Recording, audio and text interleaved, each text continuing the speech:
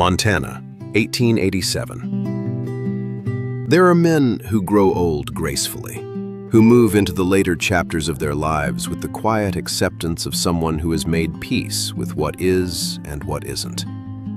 Jacob Walker was not quite that man. He was 58 years old, and he had not made peace with anything.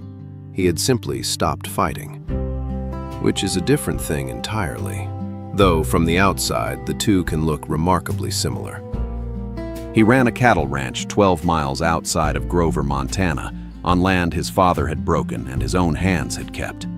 300 acres of high grass and rocky creek beds, and the particular silence of a place where one person has lived alone for too long. The ranch was good, the cattle were healthy, the fences held. Jacob himself was the thing that had stopped being tended. Not dramatically, not in any way that anyone would have pointed to directly. He ate, he worked, he spoke when spoken to, and was considered by everyone in Grover County to be a decent man of sound character. He went to church on Sundays and to the feed store on Thursdays, and came home both times without anything having changed. His wife, Margaret, had died 11 years ago. Not suddenly. The fever had taken 3 months to do what it did, which in some ways was worse than sudden, because he had watched it coming and been unable to stop it. After Margaret, there had been grief, and then work, and then more work, and then a kind of settled quietness that he had eventually stopped distinguishing from contentment. He was 58 years old. He had a ranch and a horse and a good dog named Porter, who asked nothing of him but proximity.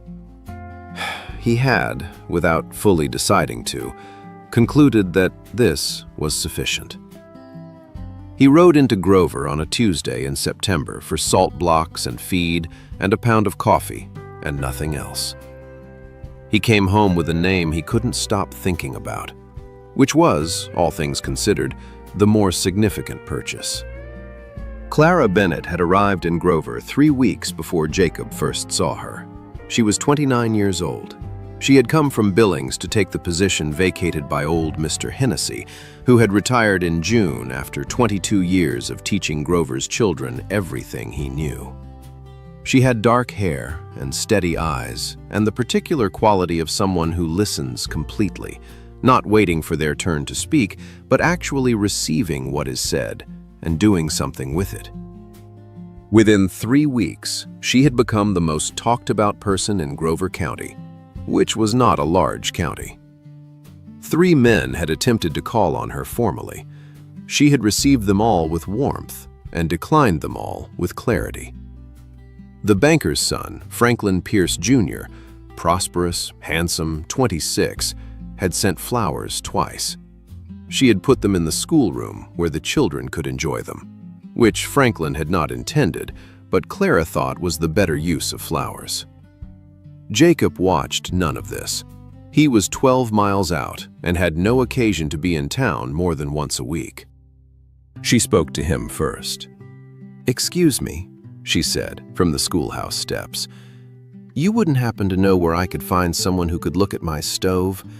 It's been smoking badly since last week, and the children are suffering for it." He stopped his horse. He looked at her. She looked back at him with the direct, patient gaze of someone who has asked a reasonable question and is waiting for a reasonable answer. "Tom Briggs," he said, "hardware store. Tell him Jacob Walker sent you and he won't overcharge." "Thank you," she said. Then, "I'm Clara Bennett. I teach here." "I know," he said. "Jacob Walker. I ranch." "I know," she said. He rode on. 14 seconds of conversation. He counted them later, which he did not admit to anyone. He did, however, mention Tom Briggs's name to Tom himself the following Thursday, just to ensure the stove situation was properly handled. "Already handled," Tom said, with a look that Jacob chose not to interpret. "Good," Jacob said. He bought his coffee and left. Tom watched him go and said nothing, but he was smiling. Jacob didn't see that either. She came to the ranch for the first time in October. She had a student, young Thomas Aldridge, 11 years old, whose father ran the property 2 miles south of Jacob's. Thomas had been missing school, and Clara made a practice of visiting the homes of children who missed school. She stopped at his gate on the way back. "Your fences are in good condition," she said by way of greeting. He was repairing the gate hinge. He looked up slowly, the way a man does when he's not sure what he's looking at. "Thank you. Thomas says you taught him to ride last summer." "His father asked me to. He says you're patient with horses." She studied the mare tied at the post. "And apparently with 11-year-old boys." "Horses are easier," he said. She laughed, quick and genuine, the kind that arrives before the person decides to allow it. "I'll remember that the next time Thomas gives me trouble, though I suspect comparing him to a horse won't help." He almost smiled. Almost. She stayed 20 minutes, talking about Thomas, the school, whether winter was coming early. When she left, he went back to the hinge and found, somewhat to his surprise, that the afternoon had acquired a quality it hadn't had before. She came back 2 weeks later with a book about cattle management she'd found in the school library. He took it. He had already read it 10 years ago. He read it again anyway, which he told himself was because the chapter on winter grazing had new relevance and not for any other reason. The third visit, he was ready for her. He had made coffee, 2 cups, without thinking about it. Then he had looked at the 2 cups on the kitchen table and thought about what that meant and decided not to think about it further. She arrived at 2:30, as she generally did, and he handed her the coffee, and she took it the way she took everything, directly, without performance, and sat at his kitchen table. She looked at the 2 cups, then at him, then back at the cups. She said nothing. He said nothing. Porter the dog walked in, looked at both of them, and walked back out. "Smart dog," Clara said finally. "Yes," Jacob said. "He knows when to leave a room." There was a pause. Then Clara smiled into her coffee, and Jacob looked at the wall, and the kitchen was very quiet, and somehow, inexplicably, entirely comfortable. The town noticed. Towns always notice. By November, the Tuesday visits were known about. Clara rode past the feed store and the dry goods and the church on her way out of town, and people in Grover had eyes and opinions and, most critically, time. The opinions were various and delivered with the enthusiasm of people who didn't have enough to discuss. Martha Holt, who had known Jacob for 30 years, thought it was wonderful. "That man has been alone since Margaret," she told anyone who would listen, which was everyone. "It's been 11 years. 11! I've been worried." Franklin Pierce Sr. thought it was inappropriate, and said so carefully to the right people. Tom Briggs at the hardware store, when asked his opinion, said only, "He came back to ask about that stove." When pressed to explain what that meant, he smiled and found something to do in the back room. The banker's son, Franklin Jr., was less philosophical. He had sent flowers twice and had them returned, in the form of 20 children who had very much enjoyed them, and had some feelings about the situation. He encountered Jacob at the feed store on a Thursday. "I hear Miss Bennett has been visiting your ranch," Franklin Jr. said, with the careful tone of a man trying to sound casual and not quite managing it. Jacob looked at him. "She visits Thomas Aldridge's family too, and the Hendersons. She visits families of students." "Twice a week?" Jacob picked up his salt block. "Have a good Thursday, Franklin." He rode home. He was not, he told himself, bothered by the conversation. Porter disagreed. The dog could always tell when Jacob was lying to himself, and spent the evening sitting closer than usual. Ruth Deacon at the post office, who had appointed herself Clara's unofficial informant, reported the exchange to Clara the following morning. Clara listened, nodded, and said, "He picked up his salt block and left?" "Yes," Ruth said. "Good," Clara said. "That's the correct response." Ruth stared at her. "To what?" Clara smiled. "To not being bothered," she said. And she went to teach her class, and Ruth stood in the post office for a full minute trying to figure out what had just happened. Clara had not told Jacob, had not told anyone in Grover, the real reason she had come to Montana. Not the short version she gave at church socials, not the practical one about the teaching position. The real reason, the one she had spent a year learning how to say, she was saving for the right moment. She suspected the right moment was closer than she had planned. What she had learned in the year before Grover was the difference between a life that looked right and a life that felt right. She had spent 29 years being told they were the same thing. She now knew they weren't. She had come to Montana to find out what was hers. She had not expected Jacob Walker to be part of that answer, but there was something in him she recognized. Not his age, not his history, something in the quality of his attention, the way he listened without waiting for his turn, the way he said true things plainly, the way he had made 2 cups of coffee before he knew she was coming and had never once mentioned it. She had spent 29 years around people performing versions of themselves. Jacob Walker didn't perform anything, including, she noted, any awareness that she found this extraordinary, which was possibly the most extraordinary thing about it. She had told herself on the ride out to his ranch on the 4th Tuesday that she was simply visiting a neighbor. She had told herself this carefully and at some length. Porter had met her at the gate, tail moving with the enthusiasm of an animal who knew the truth before the humans did. She had looked at the dog for a moment. "Don't say anything," she told him. Porter wagged his tail. "Unhelpful," she said, and went inside. 5,000 of you are following these stories. From the United States, Canada, Germain, places I never imagined this voice would reach. If this story is giving you a good night, a like on this video means everything to me. And now, what country are you listening from today? Leave it in the comments.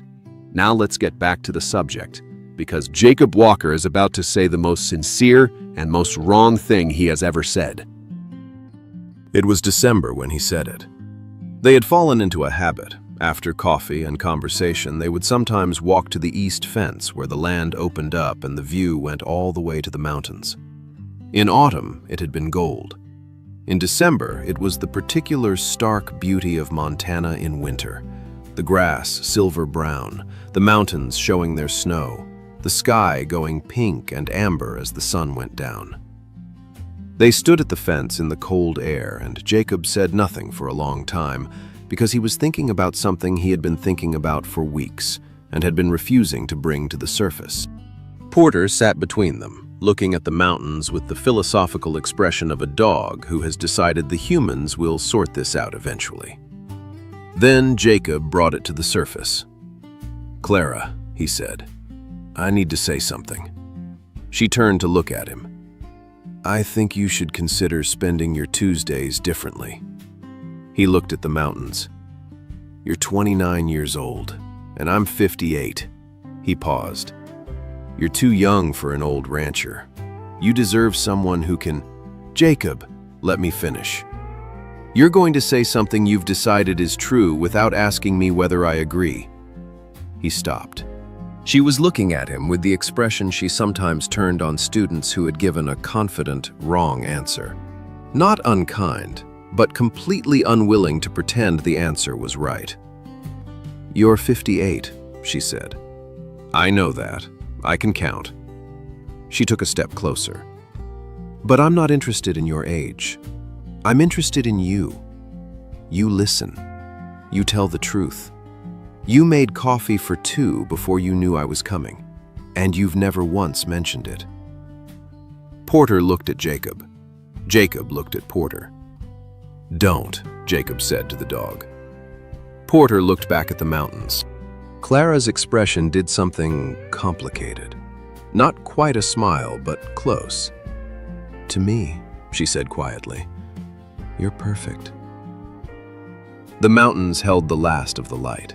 The cold wind moved through the silver grass. Jacob Walker, who had stopped expecting things, stood at the east fence of his ranch and felt something arrive in his chest that had no name and no warning and no regard whatsoever for the careful conclusions he had spent 11 years arriving at.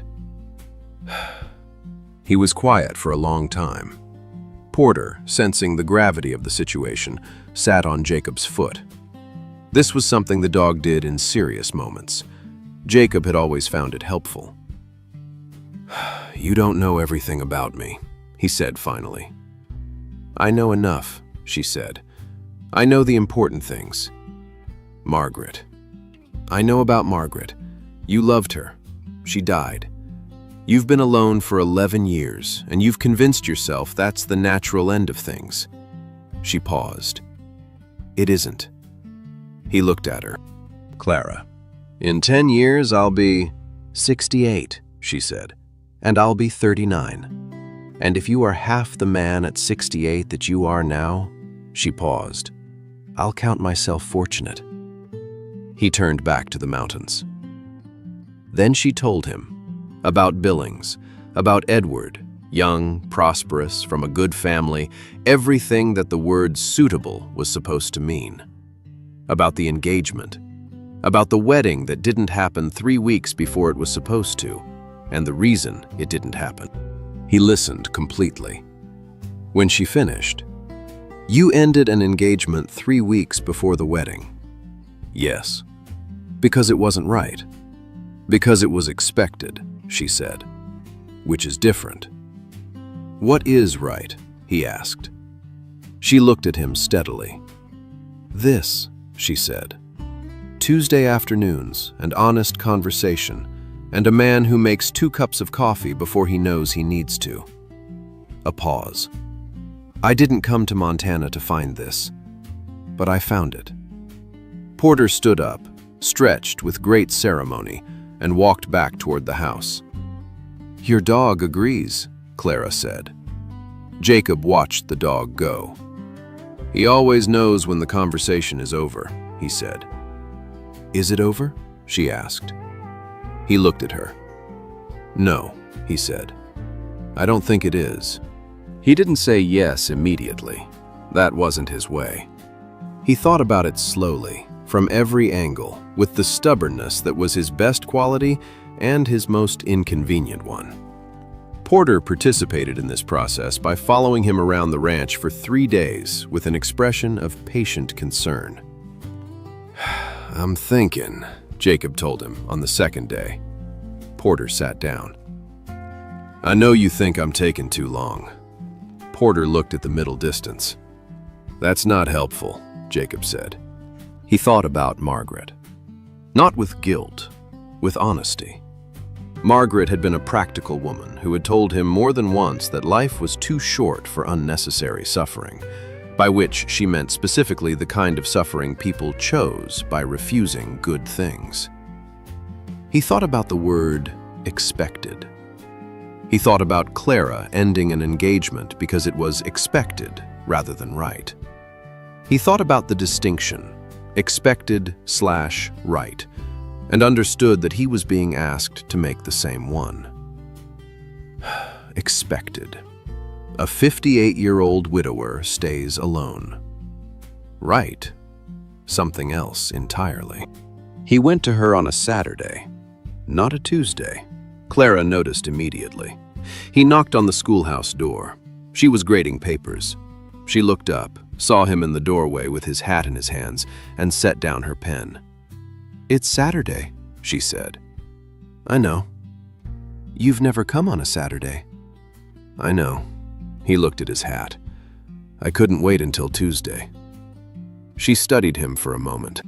I've told a lot of stories in my time, and the one that gets me every time is the man who finally stops talking himself out of something real and just walks through the door. Jacob Walker walked through that door on a Saturday in December, And I think he knew, before he knocked, how it was going to go. He just needed to get there. Clara stood up from her desk.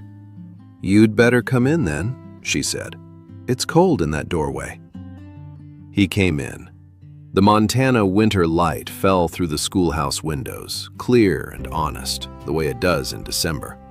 And Porter, who had followed Jacob the 12 miles into town and was sitting outside the door with the self-satisfaction of a dog who has managed events to his liking, put his head down on his paws and waited. He stood in front of her desk. "I've been thinking," he said. "I know," she said. "You think slowly." "I think carefully," he corrected. "Also true." She folded her hands on the desk with the patience of a schoolteacher who has waited for slower students than this. "What have you concluded?" He looked at her. This woman who had ridden out on Tuesdays and drunk his coffee and brought him a book he'd already read and told him at the East Fence in December that she thought he was perfect. "I've concluded," he said, "that I have been operating under a set of assumptions that need revision." "Such as?" "Such as the assumption that my age and my history constitute a reasonable argument against—" He paused. "Against what?" she asked. "Against asking you to marry me," he said. The schoolroom was quiet. Clara looked at him. He looked back. Outside, distantly, Porter could be heard making his presence known to a passing cat, which was briefly loud and then resolved. "And have you revised that assumption?" she asked. "With some difficulty," he said. "Yes." He reached into his coat pocket and produced a ring, Margaret's, which he had worn on his smallest finger for 11 years and had taken off that morning for the first time, because it was right that it go forward rather than stay still. "I would very much like it," he said, "if you would be my wife. Knowing everything that entails, the age and the ranch and the dog and the winters and all of it." Clara looked at the ring, then at him. "Jacob Walker," she said, "you are the most deliberate man I have ever met." "Is that a yes?" "It was always going to be yes," she said. "I was just waiting for you to think it through." He put Margaret's ring on her finger in the cold, clear light of a Montana December, not as a replacement for what had been, but as a passage from it, the way good things sometimes carry the weight of what came before without being crushed by it. Clara looked at the ring the way you look at something you recognize, not new, right. Outside, Porter achieved victory over the cat situation and resumed his post by the door with renewed dignity. They were married in February in the Grover Church with the kind of attendance that suggested the whole county had been waiting and wanted to be present. Franklin Jr. was gracious about it. His father, less so, but said nothing publicly. Martha Holt cried from the second pew with the unashamed satisfaction of a woman whose instincts had been vindicated after 11 years of patience. Clara wore deep blue, the color of the Montana sky in summer, because she was not a woman who felt required to wear white, and because the blue suited her. Jacob stood at the altar and watched her come toward him and understood, with the full weight of 58 years, how close he had come to not being here. Porter waited outside. When they emerged from the church, he greeted them with the enthusiasm of a dog who has personally arranged the entire situation and is pleased with how it turned out. Several guests were charmed. Jacob was not surprised. The house changed that spring. Not the structure, the feeling. The silence that had lived in every room was replaced by something else. The sound of two people's lives occupying the same space and finding it, somehow, more spacious than before. Clara brought books. Jacob built her a shelf, a good one, properly fitted. She told him it was the most romantic thing he had done. He found this confusing until he understood that she meant it. "A shelf?" he said. "You built it without being asked," she said. You measured it to fit the books I already had. You used the good wood." He considered this. "That's romantic?" "Jacob," she said patiently, "that is entirely romantic." He went back to his coffee, but he was smiling. Their son Henry arrived in the 3rd year, with his mother's directness and his father's patience, which made him formidable in ways that only became apparent gradually. Jacob was 61. He had worried about this, about being an older father. He mentioned it to Clara once. "Can you teach him to ride?" she asked. "Of course." "Can you teach him to mend a fence, read weather, keep his word?" "Yes." "Then," she said, "you're exactly what he needs." He didn't bring it up again. Their daughter May arrived in the 5th year, small and determined and funny in the way Clara was funny, which meant the house was considerably louder. May could also, by the age of 4, defeat Jacob at any argument she chose to enter, which he maintained was her mother's influence, and which Clara maintained was simply the natural result of paying attention. On a summer evening in their 10th year together, Jacob sat on the porch. Somewhere in the fields, Henry and May were arguing about something. He could hear it in the rhythm of their voices without hearing the words, and he knew that tomorrow neither of them would remember what it was about. He found he didn't mind. The second porter, son of the first, same eyes, same opinions, was asleep at his feet. Clara coming out with tea.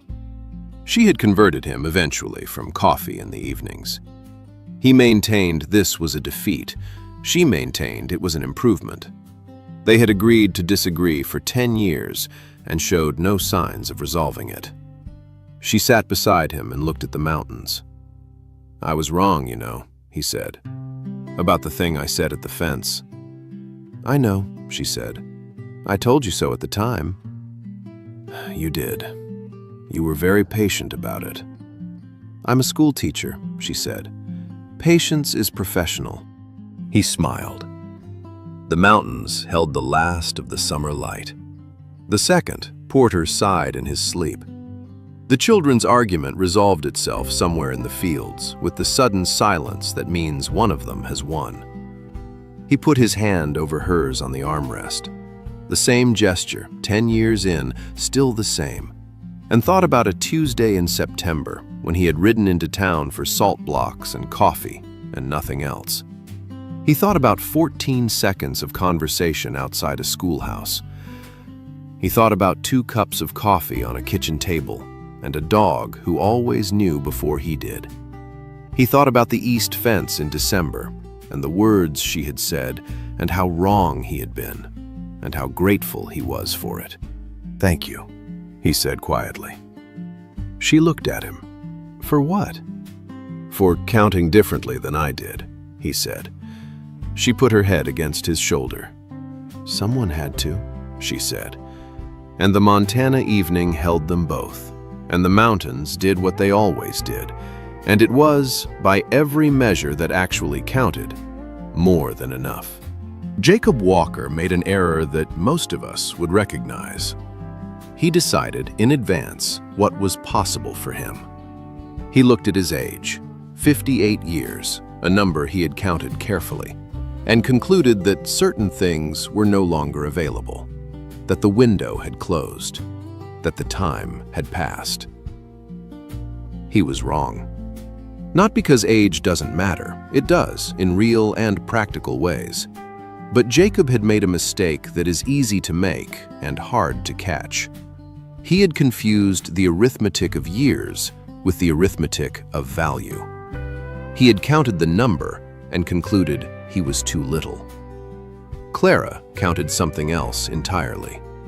She counted the man who listened without waiting for his turn, who told the truth plainly and didn't dress it up, who made 2 cups of coffee before he knew he needed to and never mentioned it, who built a shelf from good wood measured to fit the books she already had without being asked. I've told a lot of stories in my time, and the one that comes up again and again, the one that stays with me, is the man who was offered something real, and spent weeks talking himself out of deserving it. Jacob Walker stopped talking himself out of it on a Saturday in December when he rode 12 miles into town with his hat in his hands and knocked on a schoolhouse door. The heart does not follow a calendar. It does not look at a birth year and make decisions. It looks at a person, at who they actually are in the specific daily reality of their life, and it knows what it knows. You do not age out of being worthy of love. It is never too late to be found. Thank you for riding with me today. Wherever you are in this world, I am grateful you were here. Until next time, keep riding.